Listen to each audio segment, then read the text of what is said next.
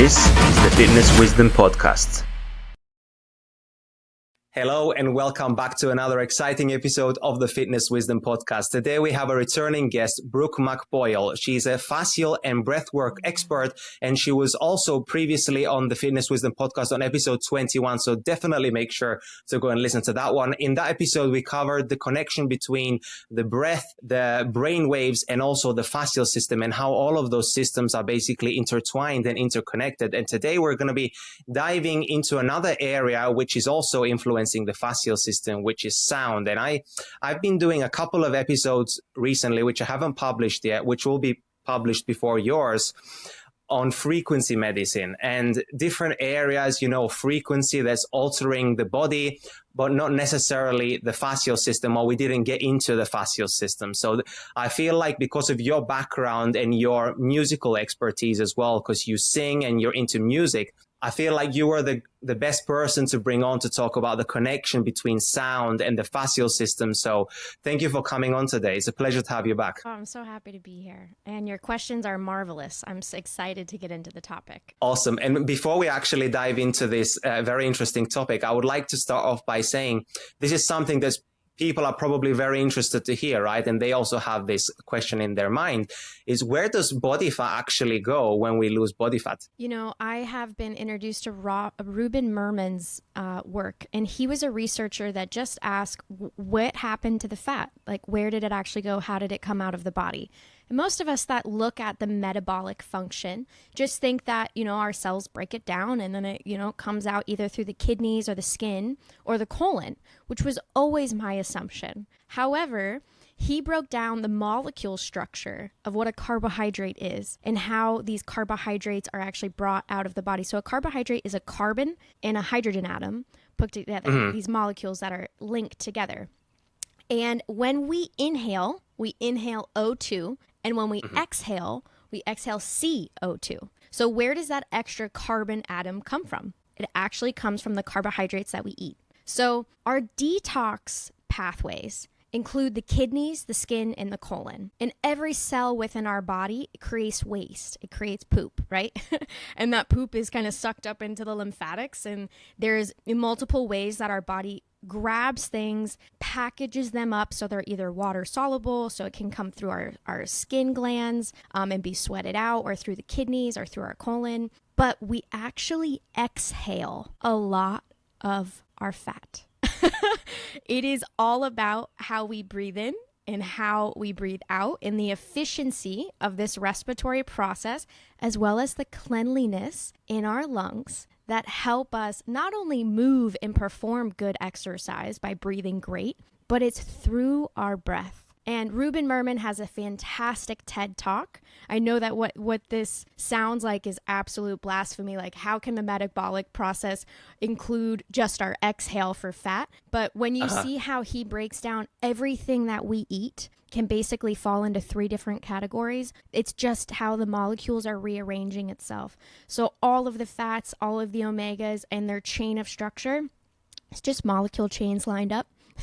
Every food that we eat is just different molecule chains lined up, but it's all of a repeating sequence. And these repeating sequences, when we look at them for what they are, a lot of food is the same. Bad food and good food are all made of the same molecules.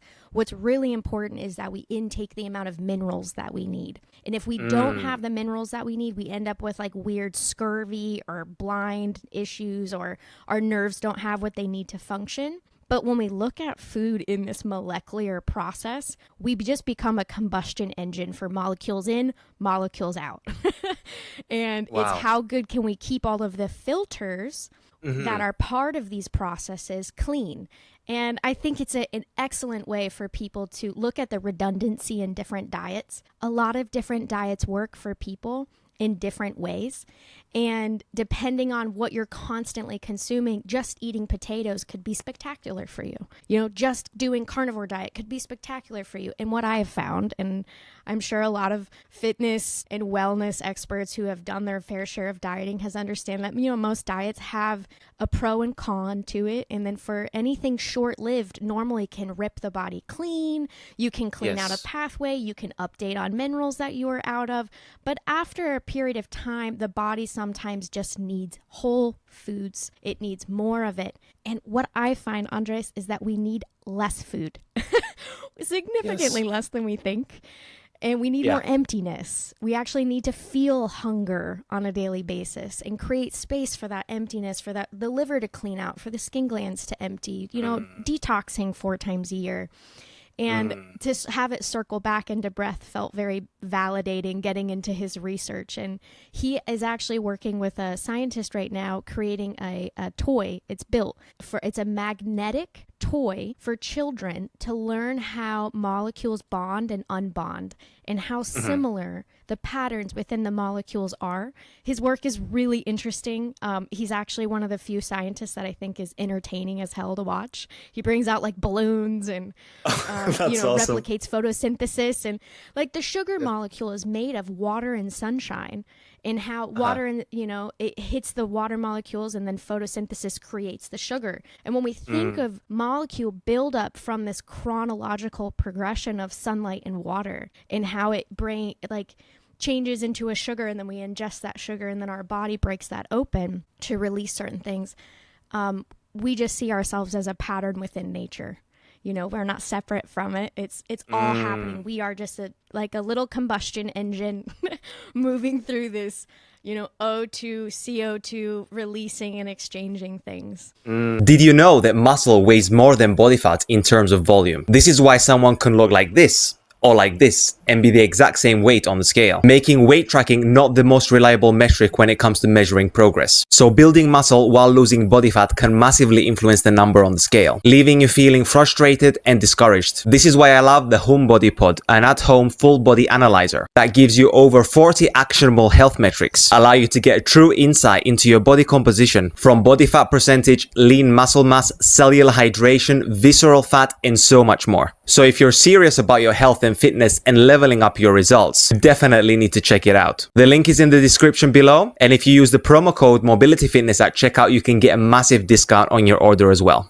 Beautiful answer, and that definitely there is that symbiotic relationship between us and the environment. So I can assume then the way that we breathe then, whether it's through the mouth or through the nose, and also the rate of the breath, can definitely alter the metabolism. What do you have something to add to that in context to the metabolism changing based on how we breathe? Well, rule of thumb is, breathe more, eat less, and always breathe through the nose. The nose is built for breathing. The mouth is built for eating. So the more that we nose breathe and we utilize the cilia fibers on the inside lining of the nose, the cleaner that the air that passes through is, the more humidified it is, the more pure it is, the more temperature regulated. It's easier on the immune system. So I would say if we're breathing for metabolism, it would just be about, doing the mighty breath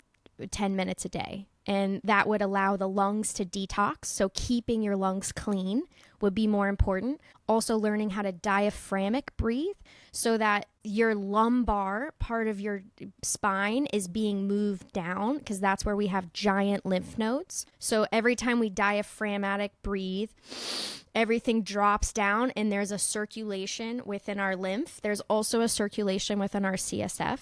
So learning how to properly breathe, keeping the lungs clean, learning how to expand your capacity so that your breath rate doesn't have to be elevated. It's not about breathing fast. It's about making each breath have greater capacity. So if you have 5 cubic liters of capacity, if somebody's at a 1 minute breath hold, they're basically at 5 cubic liters. So if they trained their breath to have 10 cubic liters of capacity, because the world record holders are at 22. It's just a matter of training those muscles around the lungs to open. So if somebody went from a 5 cubic liter breath lung field to a 10 cubic liter lung field, each of their breaths is going to be more powerful, and it's going to provide a better pump for all of the systems within the body. So I would say if we were breathing for metabolic rate, it would be about detoxing the lungs and making the lungs have a greater capacity so that even while you're sleeping, there's more of an exchange happening instead of like short, frequent, shallow breaths. So basically what you're saying is that, or from my understanding, is that if you're more of a shallow breather or your breaths are more small and rapid, that would mean that someone's metabolism potentially or metabolic rate could be lower versus somebody who has a better oxygenation due to the fact that they're taking deeper inhales, hitting the bottom of the lung, getting more oxygen into the system, and therefore they're able to oxygenate the cells, because we know that in the presence of oxygen, we have aerobic, or we can have aerobic metabolism, right? That's what aerobic means, the presence of oxygen. And then anaerobic metabolism would be the absence of oxygen. So people who are not able to utilize that oxygen are stuck more in this oxygen deprived state, right? And that is also putting their nervous system, I can imagine, on edge. That's funny. That kind of goes into the fascia because like oxygen is delivered through the blood, right? So if the blood has a hard time circulating in areas and you're doing, intense high interval training and you're building up lactic acid in a certain area, is your body able to flush that out? So to me, training a mighty breath increases all of these systems because they all need oxygen to function. And swimmers, they're holding their breath and they're in an anaerobic space, right? So free divers are training how their body is utilizing oxygen in an anaerobic-like state. Exactly. There's a culture that has, reconfigured how their spleen works to make use of oxygen. So I think that would be like, it very much depends. But breathing deeply, keeping the lungs clean, expanding the capacity allows our body to, do a lot of things well. It's going to influence our metabolism. And the whole metabolic chain, I think people could be really inspired by looking at Ruben Merman's research, because it kind of just puts a lid on it of it's about breathing well and eating less. It kind of simplifies all the diet structure into making sure you're getting your minerals, and don't eat too many things that are in the way of you having this exchange. Does that make sense? Yeah, absolutely. I mean, it absolutely makes sense. And also the type of food that we're eating as well, as you mentioned, is also going to influence our breath rate, right? So I can imagine that if we're ingesting a lot of food, and especially more than our body needs, where I can imagine that it's going to influence our breath rate in a negative way, meaning that, well, not necessarily negatively, but it's just more of as a normal response by the body. As a compensation response, it starts to breathe heavier and quicker. Don't you also feel the same, that if you've overeaten, you have a higher heart rate, your breathing rate is a little bit altered, so your metabolism sort of is changing, right? I think that the system is trying to speed up or something to try and process all of that food. But when we have more of an emptiness, like you're describing, we're feeling that hunger. Now we're able to tap into those 4 breaths per minute. We're able to tap into those gamma brain waves. We're able to really channel that chi around the body, right? We're able to control the energy within our system in contrast to when we have overeaten food. Yeah. Well, think about that stomach being right below the diaphragm. So if we've eaten an uncomfortable amount, there's actually like a swelling that happens. And then the diaphragm doesn't want to come down because the stomach's within its, I call it the dishwashing process. So when we eat food, it goes down the esophagus after we masticate it, and then the sphincters open and then the food drops in. And then if we were to just stop eating, our body has the chance to close it off and then go through this process where it's releasing bile and moving around. And breathing well encourages this process to happen. So diaphragmically breathing helps the digestive process, including how things are moving through the intestines. I find it very interesting when people start breath training, how often their bloating and their intestinal issues go away because they have recreated that massage-like motion. But let's say if, we're done eating and then 20 minutes later we start to eat dessert, this whole digestion process has to stop.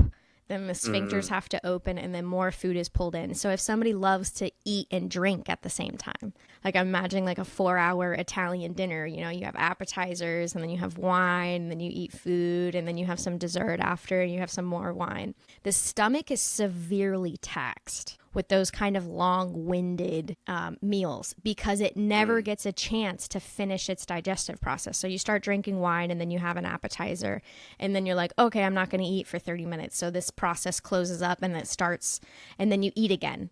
And then it's like, oh, wait, we're not done eating. So it has to stop this process, open the sphincter back up. Then you pour more food in and then it closes back up and then it restarts that process. Then you add more food 20 minutes later. And I think the people that struggle with digestive process, sometimes we just have to look at the frequency of eating and how many meals we eat. And I grew up in the 90s and they just said, 6 small meals a day is better. And after all of the research I've done on fasting and the immune system living inside of the intestine. So every time we eat, our immune system basically has to reroute what it's focused on and then pay attention to all of the new molecules you just added in case there's poison or in case there's something. It has to be able to be free to respond. So just learning how to eat like a little faster and a little more efficiently with, nutrient dense foods where you give your body time to digest, and then even not drinking fluids while you eat influences how effective that bile is working in your stomach. So every time you drink water while you're eating a meal, it dilutes that bile and it has to release more. So if you're eating a steak and water, your body, you're diluting the bile that your body needs for that steak, and it's going to have to make it more powerful in there. So by looking at the body mechanically, like a machine, and we say, okay, every time we eat, all of these processes have to happen. And, our energy now can't be used on our immune system. It has to refocus. And then we realize, oh, some foods are so easily digestible because they're ancient. They're, if we just eat grapes, and grapes only, like not mixed with anything else, our body can almost push it through the stomach within 20 minutes because it's like, I know what this is. It's not confused with a bunch of other molecules, which is why like mono meals, like so eating once a day has crazy advantages for our immune system, for our liver health, for our growth hormone. But then eating a meal with only one thing, like mono fruit, like only eating a bunch of bananas or only eating oranges, you give your stomach the ability to go, oh, we only have this. I know exactly how much bile to make, and your system knows exactly what's to do. It's like working on a conveyor belt. So these simple little glitches of understanding our physiology, I think were major breakthroughs to how I treat my body and love on my body. And the way that you're saying it, you're like, yes, I am with you 100%. Oh, yeah. I'm loving everything that you're saying because I've been doing also an experiment lately. I'm sure you've seen it on social media. The sugar diet has become like a crazy trend right now, and everybody is just eating basically only sugar, and they're cutting out all of the fats and the proteins. And I feel like this is actually a really positive thing because we went at the beginning a while ago, we went in the opposite direction when everybody was going carnivore and keto and everybody was fearing carbohydrates. So I feel like this is such a big game changer to show people that you actually don't get fat by eating carbohydrates, especially when you are controlling for your caloric intake as well in the day. And I was doing an experiment by eating, the same amount of energy that I would on a balanced diet. I just only ate fruits. I didn't eat sugars, even though it's called the sugar diet, right? But I just only ate fruits and honey. And I just basically started losing body fat, even though it was the exact same amount of calories. And I believe it to be so that your body is just seeing that, oh, it's just these simple fruits and sugars that are coming in. I'm having an easy time in the digestion process. I can focus now on, increasing my metabolic rate. Well, there's other reasons as well why it increases the metabolism, because there is a lack of protein. So your body's searching for the protein within the carbohydrate-rich foods. So it upregulates metabolism to try and burn through the fuel faster. So you can basically eat more calories while basically losing body fat. So there, as you're saying, there are some insane advantages to keeping it simple. And the same thing as well can happen if you eat only fat. You can enter like a deep, ketogenic state, and that has also many incredible benefits too. And because you're keeping it super simple, you're just eating only fat. But it just seems to be so that the body loves to go through these periods where we're giving it time to reset, right? And then again, we go back to a more balanced approach. I feel like these extreme approaches of eating one specific type of food is good for like a reset period, but they shouldn't be done for prolonged periods of time, just because it can lead to mineral imbalances and, you know, nutrient deficiencies and things like that. But everything that you said was like absolutely spot on. I think now it would be good if we moved into the fascial system in the other direction, right? Because we have so much to talk about when it comes to the relationship between sound and the fascia. Why is the fascia important to understand? I know you already talked about it a little bit or quite a lot on our previous conversation, but I think it would be good to address why the fascial system is important to understand for our health. So the fascia system is a triple helix collagen fiber network that holds everything in place. So all of our nerves, muscles, bones, joints, lymphatic system, they're all held in a sponge-like collagen that wraps all of what we are. And as an athlete, my story with fascia is kind of different, because I think, like, you know, there's 28 different methods out there for fascia release. And a lot of approaches came from, you know, either a massage therapist or a researcher fixing their own problem. And I think that a lot of us have derived our solutions based on the problem that we focused on. So the problem that I was focused on as an athlete was that I had sustained 3 significant injuries on my right leg and not on my left. And I went through the standard protocol that every athlete is given, every elite tournament professional out there. And as I trained with over these, you know, 3 areas of pretty severe scar tissue and what I would call a true fascia adhesion, where bands had, because they were sliced to get, like they were sliced at the same time, they had healed in a coagulated way, like a knot.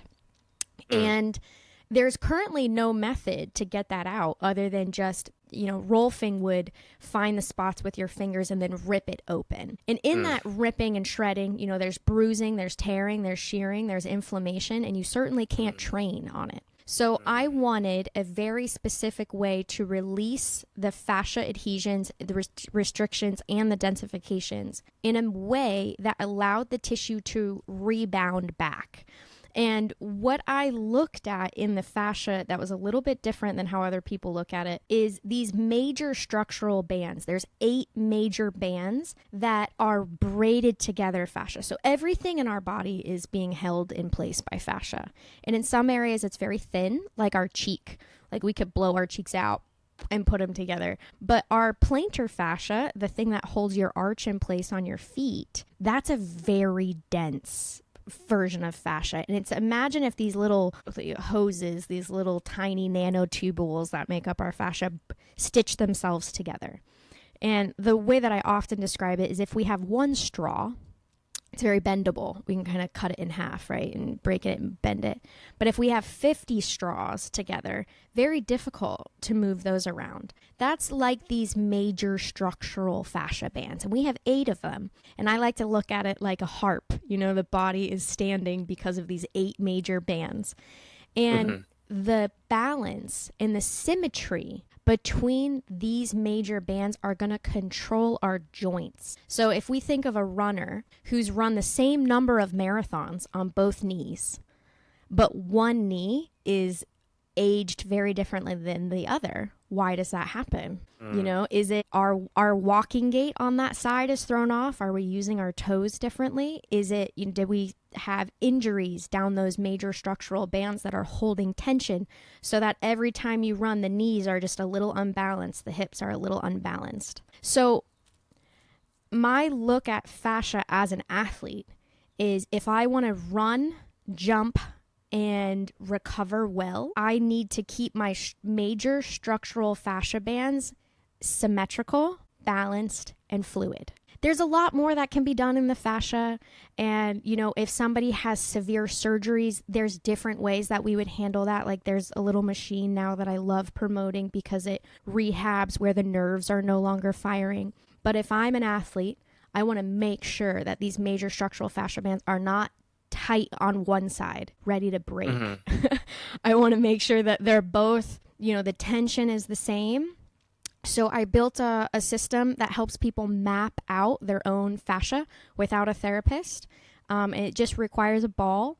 And we use pressure, a very specific sequence, to identify where the restrictions are within the fascia. And then we have a little vocabulary, it's just 5 words, and we identify what the highest priority is. Because if a therapist comes and leans into our body and is like, oh, it's tight here, oh, it's tight here, that's great. But for you, you can feel so much deeper into your body, and you can tell, is it tight or is it radiating? When you hit that spot, do you feel it in your knee or your hip? Does it feel electrical? You know, is there a little bit of a live wire feeling inside of it? Because that's going to be the highest priority. A therapist can't feel that for you. So a lot of my process is about building the awareness of how to increase the hyaluronic acid within the body. That's been my method of restoring the fascia, is instead of hyper focusing on the densifications, it's more of getting a read of where the tension is, and then how do we create more of this fluid that the fascia needs to glide within the system. And then we allow that more fluid, that more feeling for things to fall back into place. So even in my system, you can't train every day. It's maximum 5 days a week because it changes their structure so fast that you have to kind of let the body catch up. And depending on what's created the densification, there needs to be a conversation internally with yourself of, is it my chronic posture? You know, do you have a buildup on your upper hamstrings because you're sitting down 8 hours a day and you need to get a stand-up desk? Or you need to, get up and do some squats every 45 minutes and do the lateral ones so that you're stretching out the inner thigh. Are you crossing your legs? Like, I have women that are like, why do I have an adhesion on my inner thigh on this leg but not the other one? And then they realize, like, oh my goodness, I cross my leg with my left leg over my right all of the time. So there's lots of chronic posture, chronic training, bad shoes that can lead to really debilitating fascia issues, but the body wants to heal. So when we give the body what it needs in order to remake the juice that goes around the fascia, we can pull it back into place without the shockingness of ripping, bruising, and shearing, which is, as an athlete, what I'm looking for. I want something that, is a good maintenance. It doesn't cost me $200 every time I want to do it. Something that can keep me, spring loaded, that can keep my knees and my hips aging at the same rate, and keep this fluid going. And that fluid, hyaluronic acid, is actually called the anti-aging serum. It's often added to skincare solutions. But we know that there's a cell hidden within the deep fascia that actually creates this fluid. So if we do the right things, we can actually ask this cell to remake all the hyaluronic acid that we need. It doesn't need to be supplemented. It doesn't need to, be applied topically. We need to just work with the systems within the body to activate it. And do you think the activation comes about due to pressure, like on the fascial system, or movement, or vibration? Like, what do you think activates that cell to produce the hyaluronic acid? That's such a good question. To me, there's an 8-rule process that works. And I have a 4-hour course built for it, so it's a little hard to, give it in a rendition here. But the cell is within the deep fascia. So anything that's only treating the upper levels isn't going to work for it. If we're dehydrated, by the way, it's not going to work. So these cells need certain conditions. I would say it's a mixture of deep palpation, of time under tension in a very specific spot. You know what I mean? So like these cells will not activate if you just kind of keep rolling over it. It needs like a very specific compression on top of it. And also you need to activate the hyaluronic acid where it's needed most. So it's not just like, oh, activate it, oh, activate it, oh, activate it. It's like, well, where can we make it most useful? But hydration and good hydration is definitely step one. But another way to get it to move easy is a sauna, sweating, steam room. Anytime we're sweating and generating that fluid movement from inside of the body, we're moving hyaluronic acid around. Even a foot salt bath and putting our feet inside of super hot water and then letting our body release that way. So sweating is going to move that hyaluronic acid. Our tears are made of mostly hyaluronic acid. So when we're crying, I like to think of it as our brain is moving things around. And in order to move it around, it has to like kind of purge the fluid. So if we think of, awesome. someone passes away or a breakup and, that expunging of tears, when someone dies, we have to move them from short-term memory to long-term memory. And it requires a ton of neuron changes. So it's fun to think of that. Also having sex, honestly, the fluid that comes out of us is hyaluronic acid mixed with things, the same with our saliva. So anytime we're doing stuff that's going to activate that fluid buildup, we're moving fluids around. To me, we're not dealing with a huge issue of hyaluronic acid within this area, the torso of the body, because there's so many organs that our body has to situate. It's more in our hands and our feet. Bringing the hyaluronic acid back down through the extremities is where I see the degeneration happening. So there's a lot we can tell about somebody's health just by looking at the knees down, the condition of the skin. Is it hydrated? Is it ashy?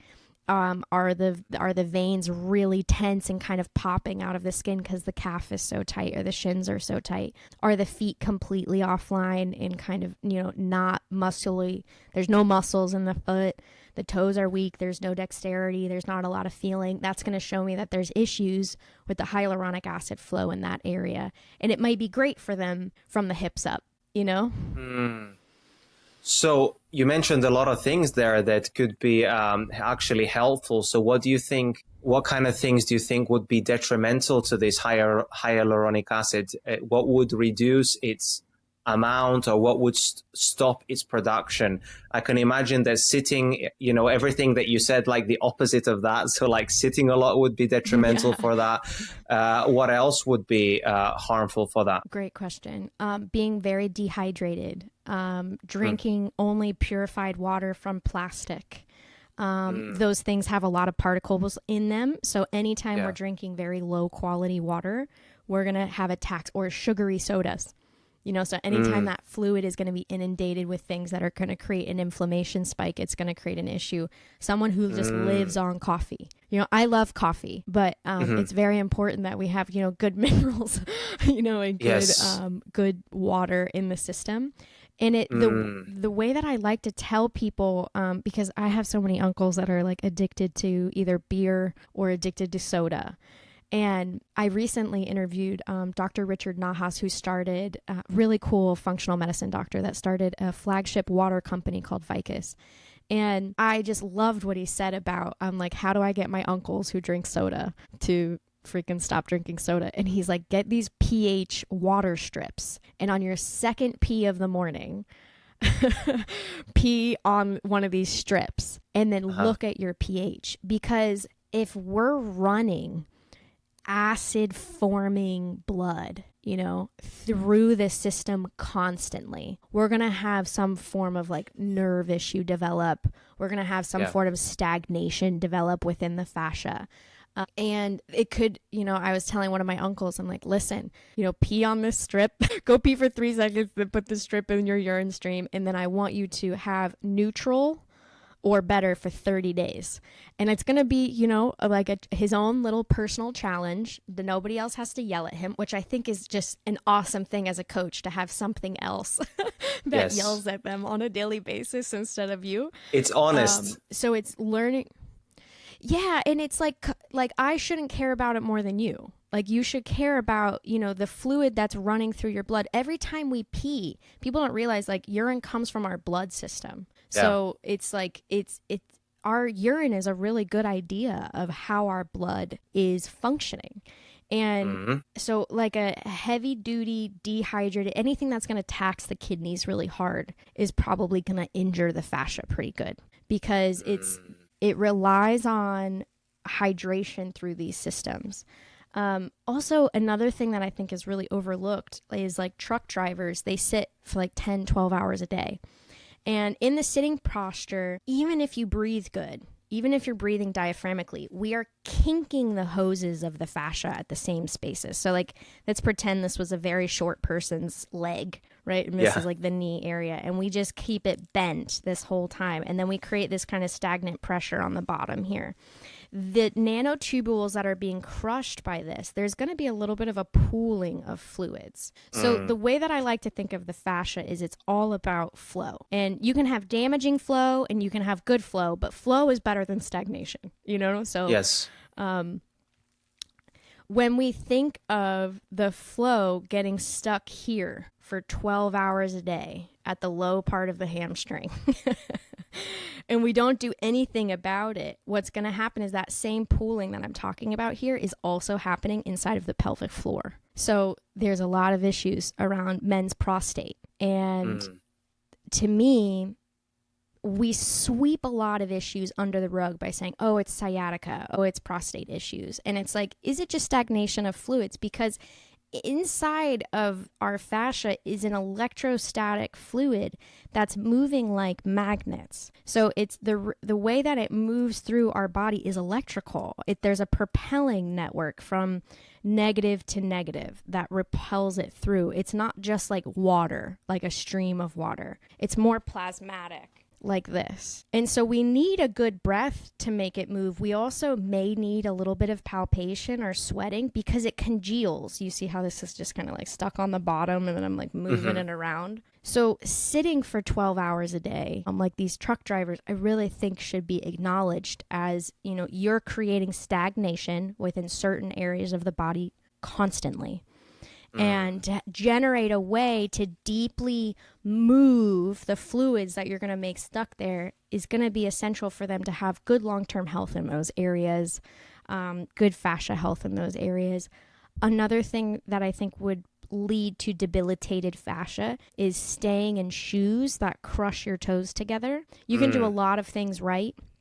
If the toes go offline because we walk on our feet, there is a chain reaction that happens through the structural bands up through the body.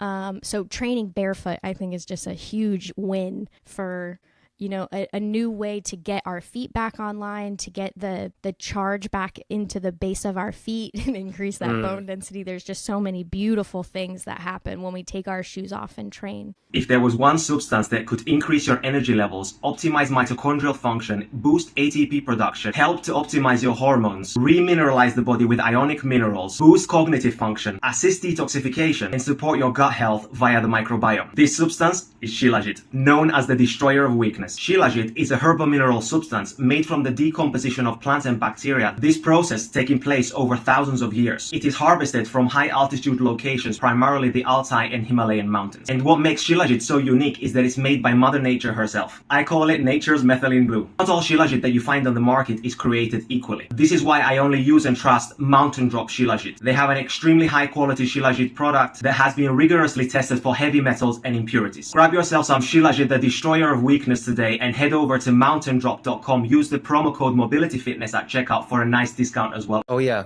great breakdown. Thank you so much for that. So it's so important for people to understand that, you know, that you can influence your fascial system in so many unique ways. So then how does how would you describe a healthy fascia feels like, and how would unhealthy fascia feel like? How would one identify that their fascial system is healthy or not? You mentioned flow already, right? But maybe you could give a few more adjectives or a description of how it would feel like. You asked such good questions. I would again come back to the sponge example.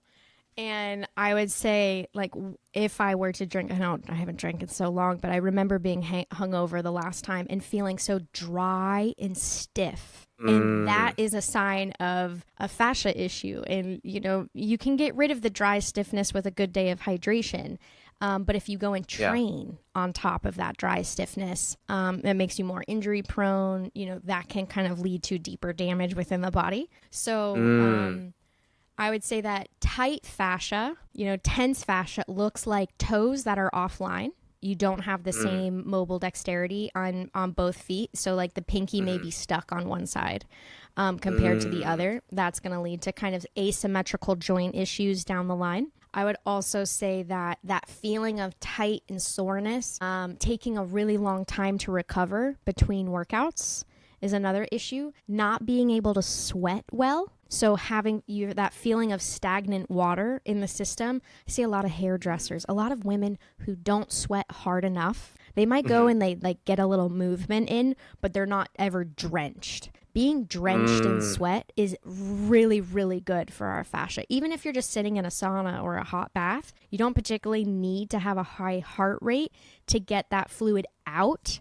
But I mean, if I just drank water and coffee and never sweat, I'm going to have stagnant water buildup in my feet and in my hands. And that's going to lead to like that inflamed, kind of chronically like tight, but not dry, stiff. It's going to just be kind of like a bloated and a big discomfort. That would be a sign that there is a flow issue within the body. When I started to repair my fascia, I remember just being like, I feel like a kid. I'm spring loaded. Like my jump got my vertical got way higher. I was able to take a fall and like have kind of like no issue with it. I remember the first time that I stepped off a curb in heels after I had been training, and I almost ate it, and somehow my ankle recovered. And I looked at my friend and I'm like, without fascia flow, I would have just broke my foot. Wow. Because it was just like so clumsy, but because I had trained my structural fascia bands to be more like a rubber band, instead of like less like a dry, stiff rubber band, it was just like a fluid rubber band. I just kind of bent and recovered. There was no inflammation. I mean, it was a night ruiner ankle twist. And I was fine. So I think like that's been the most unbelievable part about training it, is like the little aches and pains go away. My hip click for 30 years went away. The ability to recover faster, I think, has been like the most interesting. Because you can train harder. When you recover faster, you can kind of hit that edge more intensely. And then, you know, trust that in 2 days, as long as my eating and sleep is good, like I'm going to be ready for more. I think that's what people report the most, is just like the speed of recovery. And it's all because of the plasma. You know, like our muscles need good circulation and nourishment in order to heal up faster. If we have areas of severe stuck plasma, like I think of like a hardcore Tabata workout, when you're consciously building up the lactic acid inside of an area, right? Let's just say like inside of your quads, you're doing jump squats, you know, till death.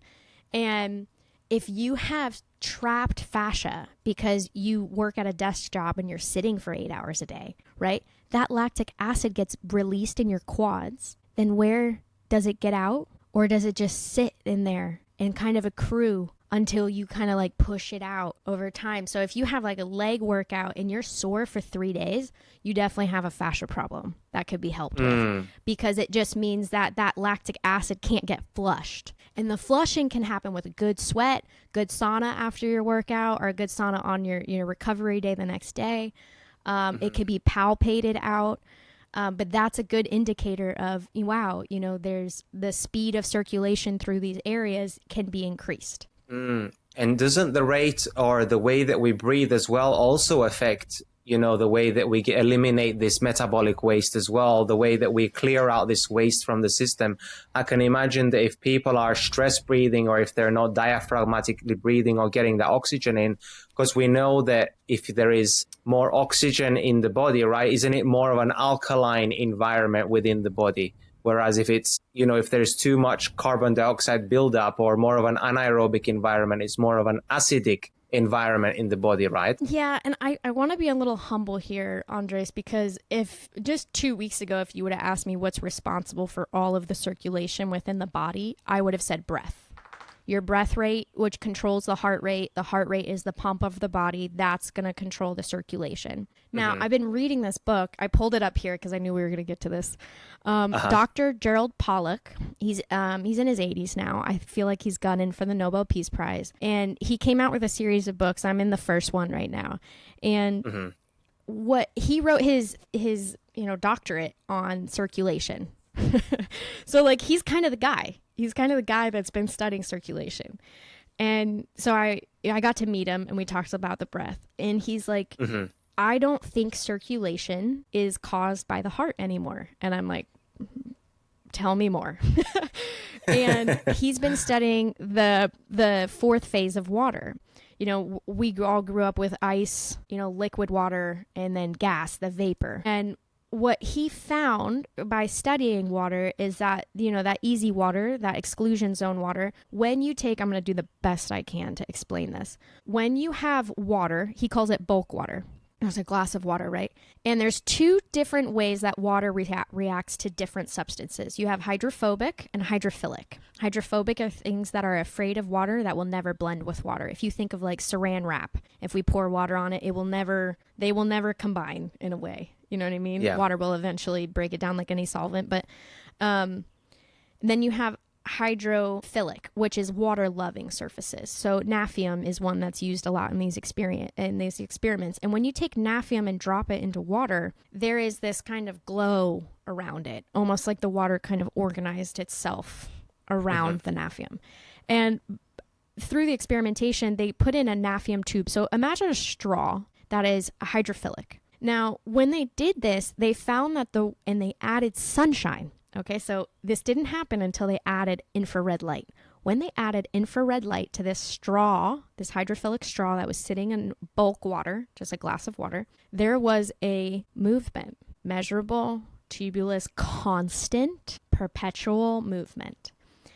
And now they did these experiments where they took a chicken and they took the heart out, and then they monitored the circulation. And what they're finding is that the relationship of water through the nanotubules, which is what our fascia is made of, through tubes, when the tubes are made of something that is hydrophilic, there is a perpetual stream that can be created when you add infrared light. So to me, there's a lot of things. What I teach works for people. And what I teach is about increasing the hyaluronic acid in order to create balance and symmetry in the major structural bands.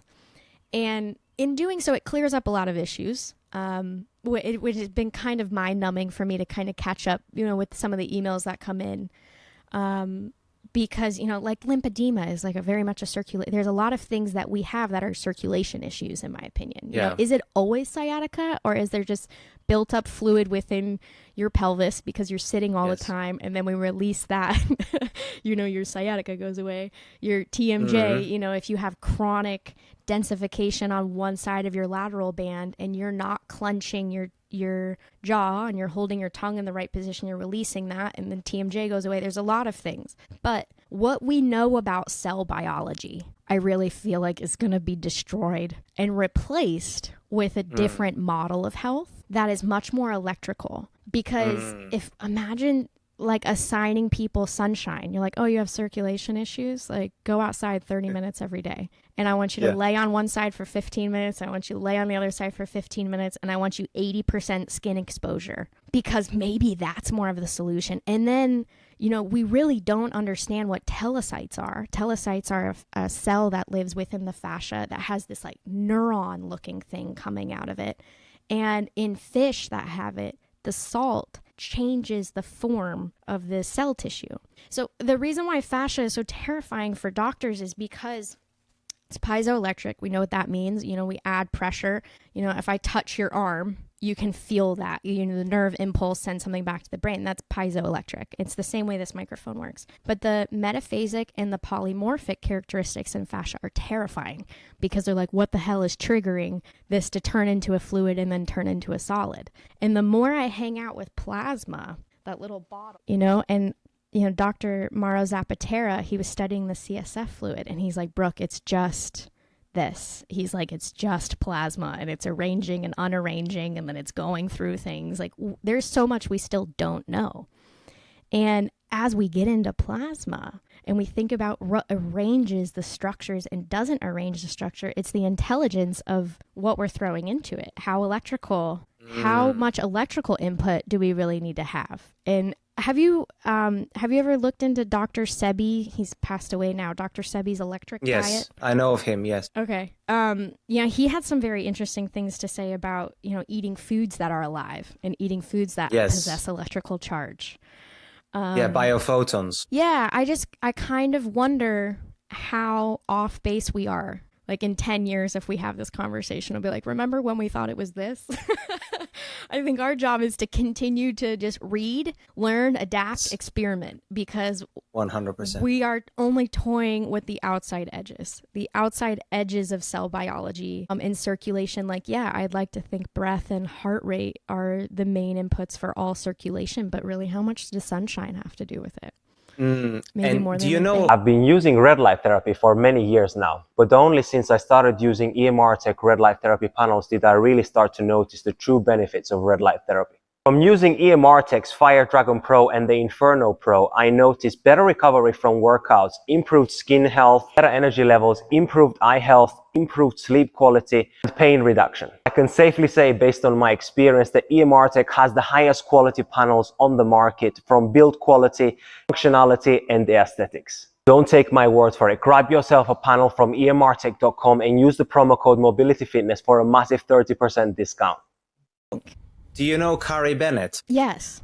Yeah, sure. So, so she made an awesome post maybe a couple of weeks ago. She was explaining how pH has to do with charge, and how the voltage basically in and around the cells determines the pH in that area, which was absolutely mind-blowing. And she was saying that the pH in different areas of the body can be different because different cells may require a different pH, but then that is not necessarily because of the pH, but it's more to do with the voltage. So as you're saying, that if we are these electrical beings, that we require this electricity to function, and then this endogenous light that is being produced within us through biophoton emission, which is through metabolism. And as you explained as well, the food that we consume, these living foods, if they are also containing information about the season, the environment, and the temperature, and all of this, and the light intensity, that's also feeding into our electrical system. And all of this is basically information that our cells can utilize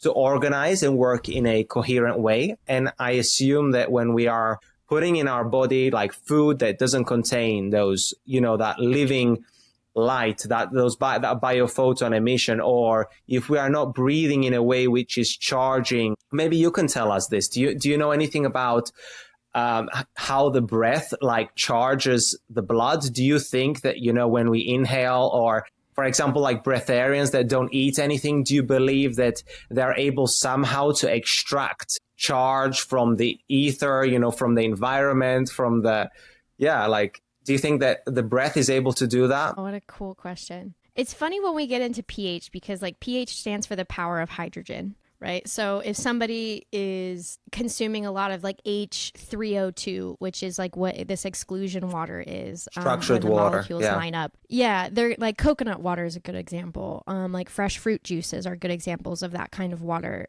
Their pH in the blood is going to be different, but like the stomach will always run acid because it's got to break things down. So like different organs have different pH. So to me, it's just about, if we can measure the blood pH, that's going to give us an idea of if everything is wrapped in something nutritious and life-giving, or something acidic that's going to kind of eat away at things, which is why those urine strips that we talked about are so cool for kind of like a self-monitoring. When we look at the blood, right?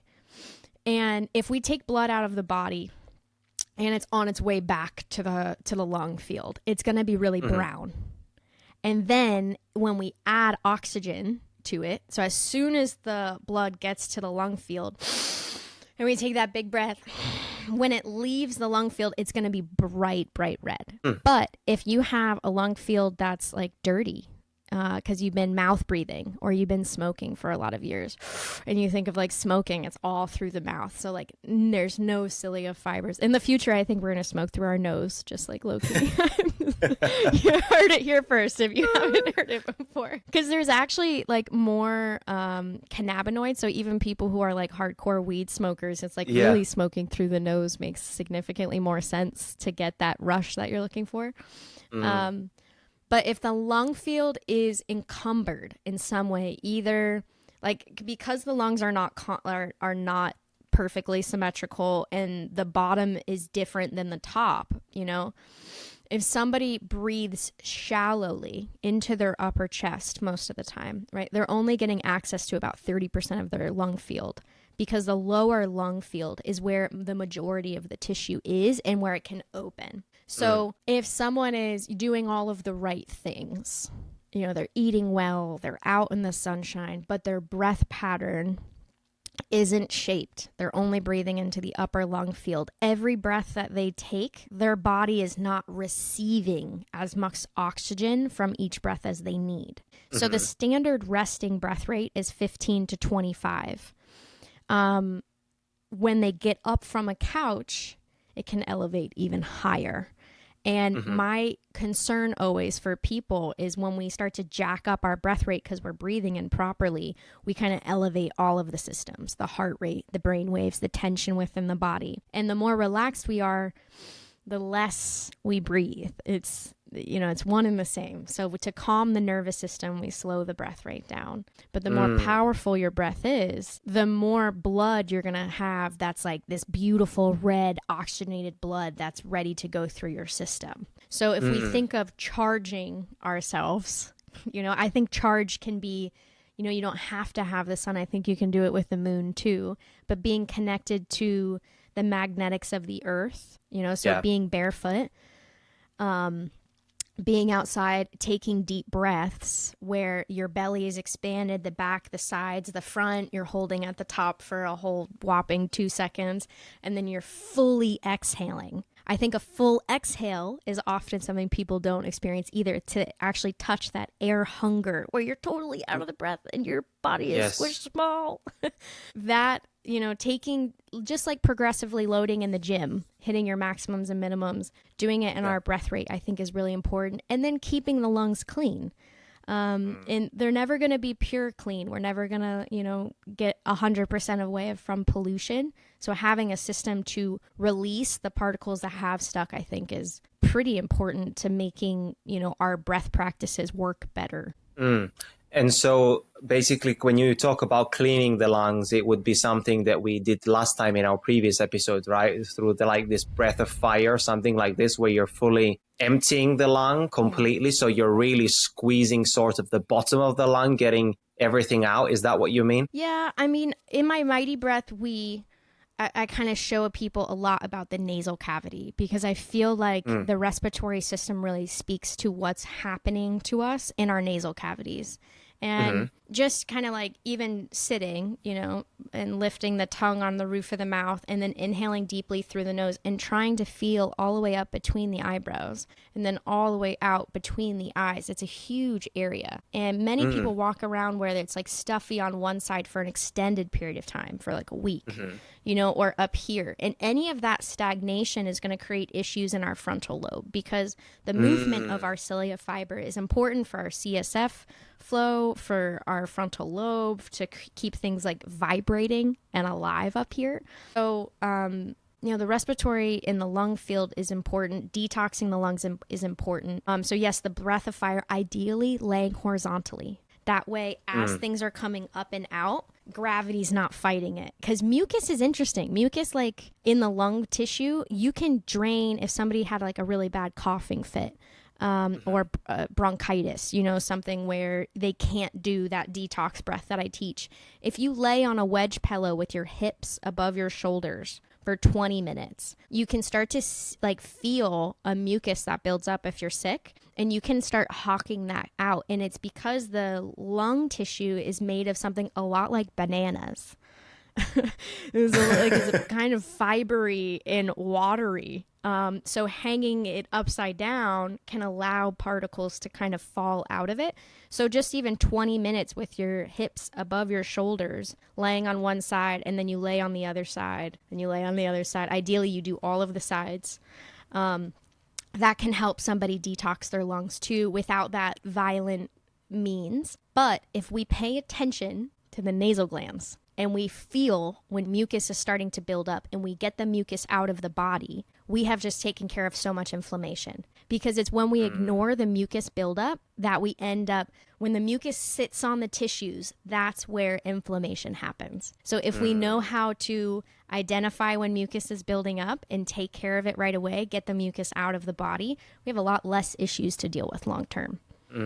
Yeah, and it also doesn't feel great, right? Either it feels nice to be able to breathe freely and to feel good. So I'm sure that everybody would be in alignment with that and taking care of themselves if they can identify how that feels like, before it goes too far, because many of us, especially if we are not aware of our body, right, we are not paying attention to the symptoms and the signs that the body is giving us, leading up to a point where we're going to develop a full out blown cold or, flu. But, if we can catch the body in the starting phases, we could potentially even get rid of it completely if we know, how to take the rest and the time for our body to heal and to regenerate and to do all the things that you mentioned, to take care of the fascial system, for example. So there are multiple ways to take care of the fascial system. Like you're mentioning is the breath, the sunlight, the grounding, basically regulating your nervous system. That's huge. So now let's move into how sound can influence the fascial system. Maybe you can give us a brief overview of your idea of how sound, maybe start by saying what sound actually is and how does sound influence the fascial system? Fascinating question. I'm going to do my best to answer this. So sound is just a vibration through the air molecules. And we often think like, okay, so I'm speaking, so these molecules are traveling all the way to your ear. And that's not ever the case. We make a sound and the molecules just bump into the next one, which bumps into the next one, which bumps into the next one, which bumps into the next one. So it's ripples within molecules that create sound. And the ripple is measured in frequency. So it's how many times the wave moves up and down. That would be one frequency, right? There has been some interesting studies. I don't really love them. I think that they're just the beginning phases of how sound, when applied directly to fascia, how the fascia responds. And, we just covered a lot about fascia and how it kind of depends on the person. And so a lot of these sound research things have been done on people that like aren't training their fascia. Maybe they were hydrated, maybe they weren't. Maybe this has been an issue in their body for 50 years. Maybe it's been an issue in their body for 2 weeks. So Jonathan Goldman recently did a study on treating, I think it was him, Jonathan Goldman, it was a musician, on treating plantar fasciitis with sound. And they were taking, I don't know, some sort of like speaker activator and applying it. And there was like a 30% reduction in pain. I'm not super impressed by that study personally, but it did show improvements. So I have a tuning fork here. This is a silent tuning fork actually. So if you just hit it and then place it on the skin, it'll create a vibration through your body. And if I were to place this like right on the bone, I can actually feel it like all the way through. And in areas where there's tension, you can actually kind of feel it expand versus where it's healthy, it almost feels like it just kind of stays in that one spot. So if we think of, yes, exactly, and you're with me. When we think of healthy, hydrated, palpable tissue, when we apply frequency, it can just kind of absorb because there's a lot of water to absorb it. If it's really tense, like a bone would be, when we apply vibration, that whole bone is going to vibrate a bit, right? So if I were to do a sound experiment, because what you're talking about hasn't been super studied yet, or at least I haven't seen studies that have really, blown me away. I've read some few and I'm just like, brr. If we're treating plantar fasciitis, I feel like my thing works a lot better. The plantar fascia is so tense. It's one of the densest bands in the whole body. I wouldn't want to treat it with just sound. But, it depends what people are looking for. So I'm not here to dismiss that, but I have my own version of a sound experiment, and it would be putting people on a Cagney plate and then throwing low decibel frequencies through their body and then having them maintain a low breath rate. And I would want to measure. The issue with a lot of the fascia studies is there's not a good measuring device out there yet. There is a pro sport model from this company called Fascia. And so there's two types of things that I have found that can measure the fascia. One is ultrasound. The issue with ultrasound is that we're only seeing so deeply and we're only seeing trapped fluid. So it's not like we can just kind of zoom in on fascia. We can kind of see the major thicker bands and we can see where stagnation is.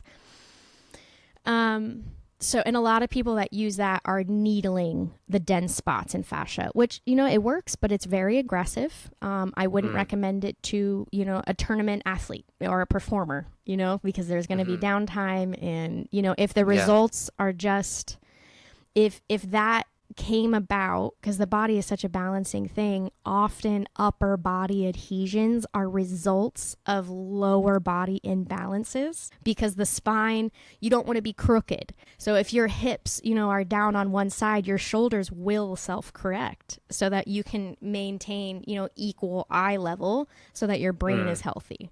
So the body's highly intelligent. So a lot of people, they get like needling and palpation and everything's kind of shoulders. And it's like, I think most of it's happening from the glutes down mostly. So the ultrasound has a little bit of a issue because we can't really see what's happening deeply. And then the other one is this Fascia device, and it measures the electrical output of the fascia, which I think is very interesting. And it can measure it based on how fast or how slow the charge went through two electrodes. So you can kind of measure if there is tight fascia or loose fascia, which I think is really interesting and not talked about at all, and how to resync those.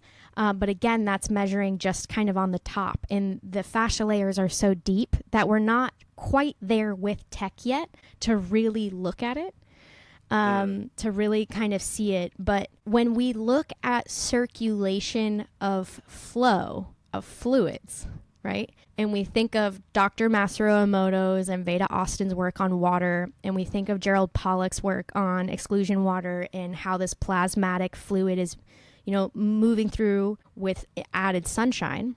What I think would be so interesting is if you had people basically on like a Cagney plate is a metal plate that can sustain like the vibration of like high voltage frequencies. So like a lot of the cymatics are studies are done on sand over a Cagney plate that's producing a frequency kind of like an activator, which is an activator is the thing inside of a speaker that emits sound.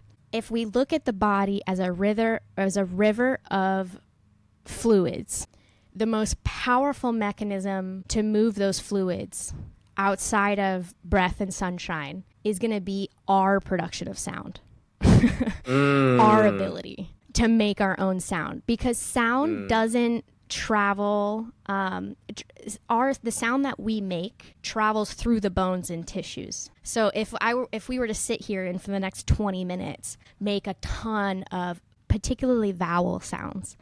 So consonants and vowels in the cymatic studies change how the cell opens and closes. So there's certain vowels that actually enhance an opening. Yeah, like where the structure will open or the structure will close. So I like to think of consonants as like knives. They kind of like cut the frequency. Vowels are, a lot of them are big, round, open.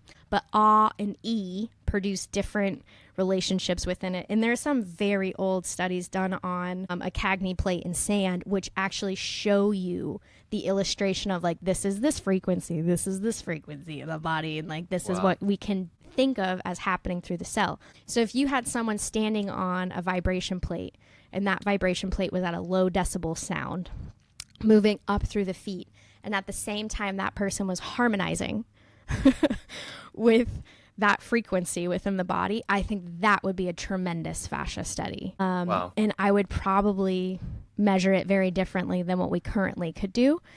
But the sound that we produce, to me, is the most powerful way to truly affect the inside flow, the inside structure. And it wouldn't just be like a one-time thing. I would say like for 20 minutes, relax into vowel sounds and make as much noise as you can. Because it's going to move the CSF, it's going to move the diaphragm, it's going to move the lymph, it's going to charge the water of your body. Dr. Mauro Zapatera, I guess he wasn't a doctor. No, not Zapatera. Masaru Emoto, when you went and studied with him, he would require everyone to sing. And he's like, I don't care if you sing good or bad. It is the act of singing that restructures all of what you are. We're at the beginning of that, but what a great question. Wow, that's awesome. Yeah, I was actually going to ask you about humming, actually, self-generated sound, because I can imagine that, yes, using a tuning fork or some form of instrument on the outside of your body, or someone else's voice can, regulate or dysregulate our nervous system, or create coherence or incoherence depending on the type of sound that we're generating with that instrument, whether it's in harmony or in disharmony, right? Because you can imagine that if you can get a guitar, you can start slamming the strings and it can sound very incoherent, right? It doesn't sound very nice, but if someone knows how to play it, then it sounds very coherent. That's very different to the nervous system. So I can also imagine that self-generated sound is pretty similar. So the intention behind that self-generated sound can probably also alter the way that our body is functioning, but also our fascial system. Could you talk a little bit about the connection between humming and the fascial system? And do you know anything about that, or about how it alters the structured water in our body? Because, I can imagine that vibration itself produces a form of light in the body, right? Whether that is, I think, infrared light, right? So if this is producing some form of infrared light, I can imagine that it's structuring the water and making the fascia flow better. What do you think? Well, the vagus nerve, the nerves that are responsible for calming the body down, the majority of them sit right off of our neck. So like you're saying about humming, learning to properly place the tongue, take a big, deep diaphragmatic breath, and then just humming either low or high, but playing with what vibrates until you kind of find that middle neck section. And in opera, we call it the passaggio, you know what I mean? Moving from the chest voice to the head voice. So if we take a big, deep breath and we go, we can kind of feel it vibrating down here versus I'm going to feel it vibrating here. So learning how the pitch actually changes where your body is vibrating, I think is a very fun thing to play with. Yes. That taken to the next level would be standing in a stairwell and noticing that the high pitches come off of the high parts of the stairwell, the low pitches come off the low parts of the stairwell. Our body is very similar. That being said, when we play with sound, I really encourage people to be more like kids and be incoherent and find your own coherence in it. Particularly American music, like a lot of the music that we listen to is based on the German scale. So, there's 77 keys on a piano and they all follow different octaves. And then, most of us musicians this day and age have learned it classically where, you have certain patterns, certain mathematical patterns that lay into what we call like chords or keys, and then they play nicely. These are the frequencies that kind of layer beautifully. But our ear can actually hear almost 1,400 tones. So when you get into like Eastern, Turkish, Bulgarian music, Eastern Indian music, there's a lot of microtonal instruments and they pick up on the frequencies in between things. And a lot of Americans would be like, oh, this is incoherent. This is like an awkward time signature. If you pictured a piano, there's this Turkish piano that I really want. And the black keys have 2 extra keys on them. So the way that piano would look, there's like these like sliding sounds that are very different. And the voice is microtonal. So instead of looking at music like this mathematical structure of like, this is good, this is bad, I like to say, just play with vowels and see what your body can do from your lowest note to your highest note, back to your lowest note, back to your highest note. And as long as we're breathing well, there's not a lot of pressure on the voice. We can get very big without stressing out the vocal cords if we breathe properly. And there should be like no rules in music in my head, because music sound itself is a layering of ether. And, we all have unique things. Like instruments were just made out of things, like making a rattle out of the seeds that fall out of my eucalyptus tree may be the most beautiful sounding rattle in the whole world.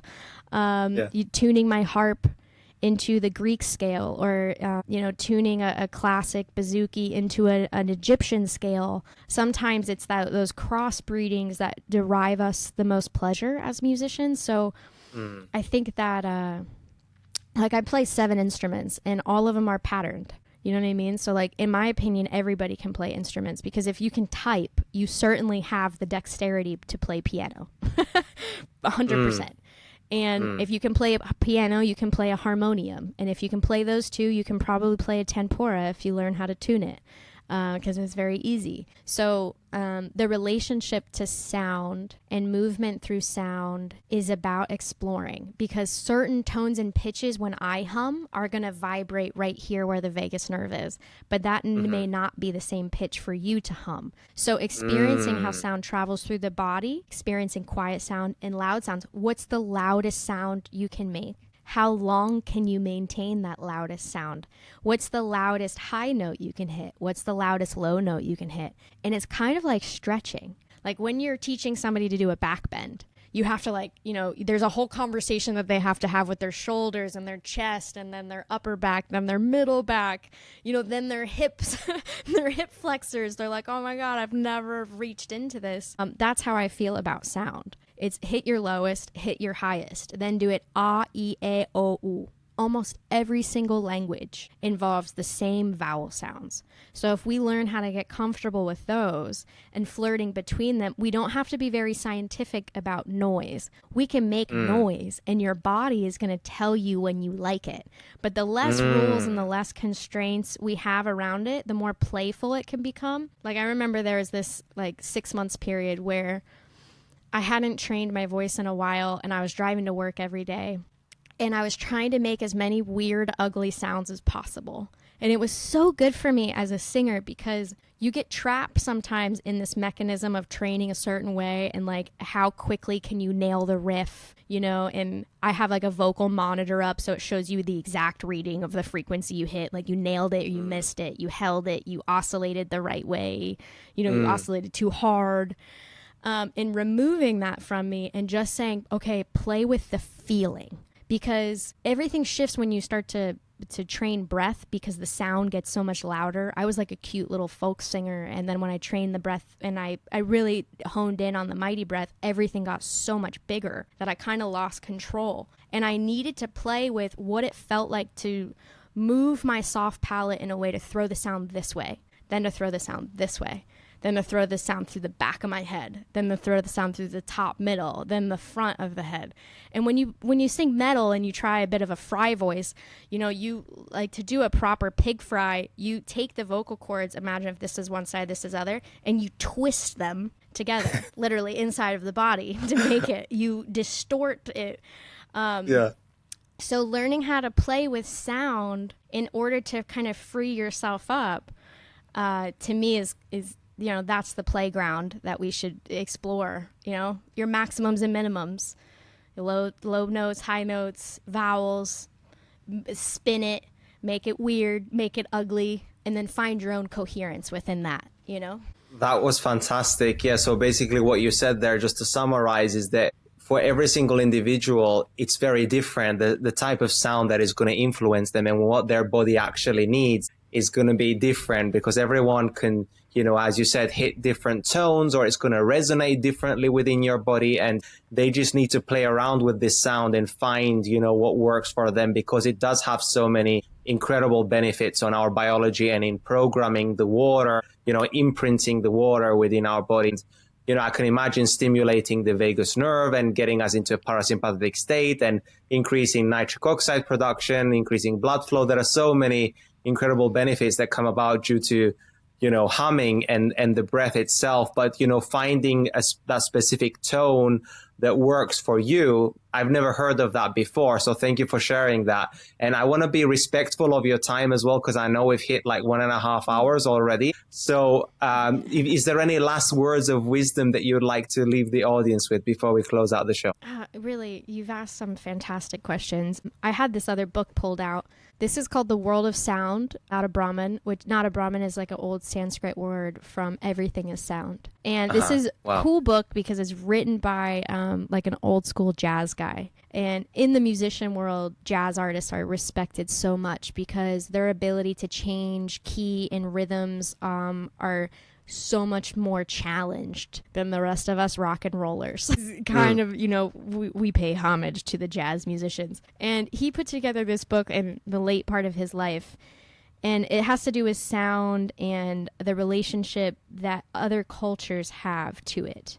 Sound isn't just what we produce, it's also the silence in between. And when I started musical breathwork, I really wanted to bring the world back into stillness and silence within themselves, because I think a lot of the solutions in life already exist. Everything that we're looking for isn't going to be found in a new toy or a new widget or a new thing. It's in us. It's our relationship to life being what it is. We don't need more food. We don't need a new drug. We just need to enjoy what it is we have and make what we have feel harmonious. And in an age where we have everything, what we often are not making time for is that stillness and silence. And to truthfully, to cultivate that feeling within ourselves is breath related, and fascia tension is body tension. So building our awareness around our breath and our body tension pulls us back into what we actually are, you know, and the word breath comes from respirar, and it's to breathe in spirit. And I remember the first time really kind of meditating on the power of breath and being like, how do I talk about this to people? And it's like the soul almost floats in this structure outside of our body. And we're always in constant observation. We're pretty tuned into, you know, what our neighbor is doing or, you know, what's happening over there. And we come back into our body, but maybe just shallowly, you know, like, oh, I need to go pee. You know, we're not like really dialed into how our glutes feel right now or how our toes are feeling in our shoes, right? So we're kind of floating outside. And when we start to train the fascia and we start to train our breath, it's almost like we pull what we are into ourselves deeper. And we hang out there for a second, and then we exhale, you know, and then we do it again. And it's in this exchange of what we actually are, which, you know, ether and plasma are just two new words that I would love for people to acquaint themselves with. This energetic field, this invisible structure that's creating what we call of as air and magnetics and electricity, this whole thing that exists within us and around us that we don't really talk about yet. To train ourselves to see ourselves as more than just a body. Like we are creating space for this other dynamic electrical magnetic energy to take up more room here. And in this expansion around the electrical and magnetic nature of what we are, we have more room to see, to be, to increase our awareness, to have hope and enthusiasm. I think a lot of people are looking for connection, and the connection isn't an external thing, it's an internal thing. And it's not about working out, it's about making more room for that emptiness, for that silence, for that breath, for that awareness within. So instead of being hyper fixated on what's the exact exercise I need to do, it's more of how do we draw more awareness in? And I think it's our job, you and me, to make it look sexy, to make it look fun, to have this, to cultivate a more monk-like attitude to all that we are, because we are so much bigger than the body. The field outside of us, the biofield is Eileen McCusick's word for this electromagnetic field that we exhibit around us. To strengthen that is more than diet, and it's more than training. It's an awareness of what we are, what our body instrument is communicating back to us, what it needs to be stronger. And in my opinion, the two biggest inputs is, you know, breath rate, fascia tension, and then it's, you know, to increase that, it's nature. So my name's Brooke. My company's called Musical Breathwork. All my programs are at Musical Breathwork. And I believe that we're meant to see this world into a more mighty, hopeful harmony. And I'm just here to play my part. So thank you so much for having me on. Thanks for your brilliant questions. It was a real joy to be here. Oh, thank you for coming on, Brooke. I really love this conversation. I'm sure the audience is going to really love it as well. And I will make sure to link all of your links in the description below as well. But people can find you on Instagram as well, right? At Musical Breathwork. That's correct? Yes, sir. Thank you so much for finding me there. And your website was musicalbreathwork.com. Sure is. Awesome. So let's end it there, and let's absolutely do it again in the future. I would love to. I'll just have more to share. More books to be like, hey, this is what I'm learning. Oh yeah, I love it. I always want to keep on learning more stuff as well, you know, because you don't know what you don't know. And I love it when people bring things to my awareness that I'm not aware of, and I'm just enlightened and just want to keep on going down these rabbit holes. So thank you so much. Absolutely. If you guys enjoy the topics and guests I bring on the show, I would really appreciate it if you left me a 5-star review on Spotify and also subscribe to Fitness Wisdom Podcast on YouTube as well, as this helps to spread the knowledge and wisdom with the world. Until next time, this is the Fitness Wisdom Podcast.